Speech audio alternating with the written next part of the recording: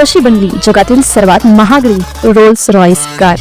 एका मेकॅनिक पासून जगातली सर्वात लक्झरी कार पर्यंतचा प्रवास आज पाहूयात. ज्याने जगातली सगळ्यात महागडी कार बनवली तो एक गरीब मेकॅनिकचा मुलगा होता. त्यांचं नाव होतं हेनरी रॉयस. तो इंग्लंड मधल्या गरीब घरात जन्मला. लहानपणीच वडिलांचं निधन झालं आणि शिक्षणही अर्धवट राहिलं. 12 वर्षाचा असताना तो रेल्वे वर्कशॉपवर अप्रेंटिस म्हणून काम करत होता. म्हणजे दिवस रात्र लोखंडात गाड्या दुरुस्त करणारा छोटासा मुलगा. पण त्याचं मन वेगळं होतं. त्याला काही ऑर्डिनरी बनवायचं होतं.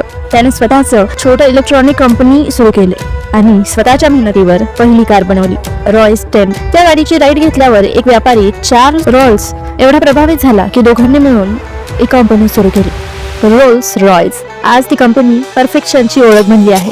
हेनरी रॉयसकडे ना पैसा होता ना पदवी, पण होती डेडिकेशन आणि परफेक्शनची भूक.